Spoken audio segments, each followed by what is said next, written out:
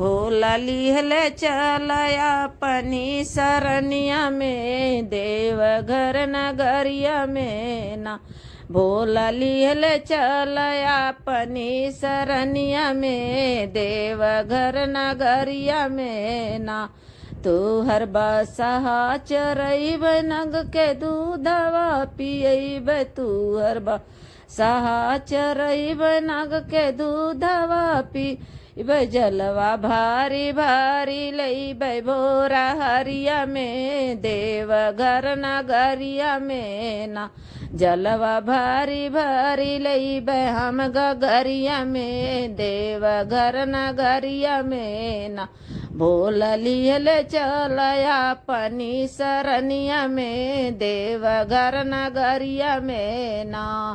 भोला लिहले चलया अपनी सरनिया में देवघर नगरिया में ना।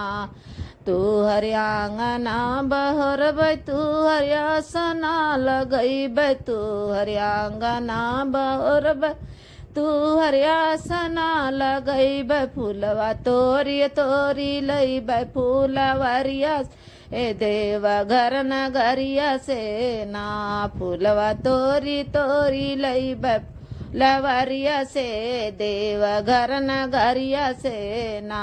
भोला लिहले चलया अपनी सरनिया में देवघर नगरिया में ना। भोला लिहले चला अपनी सरनिया में देवघर नगरिया में ना।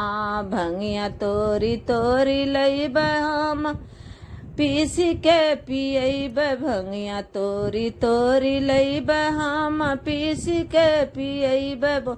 तू हर भोजना बनैब भोरा हरिया में देवघर नगरिया में ना। तू हर भोजना बनैब भोरा हरिया में देवघर नगरिया में ना। भोला लिहले चलया अपनी सरनिया में देवघर नगरिया में ना। गणपत गोद में खेलैब कार्तिक लंगा सुलैब गणपत गोद में खेलैब कार्तिक पालंगा सुल। तू हर माना बहालैब गई भजनिया के देवघर नगरिया के ना। तू हर माना बहालैब गई भजनिया के देवघर नगरिया में ना। भोला लिहले चलया अपनी सरनिया में देवघर नगरिया में ना। भोला लिहले चलया अपनी सरनिया में देवघर नगरिया में ना।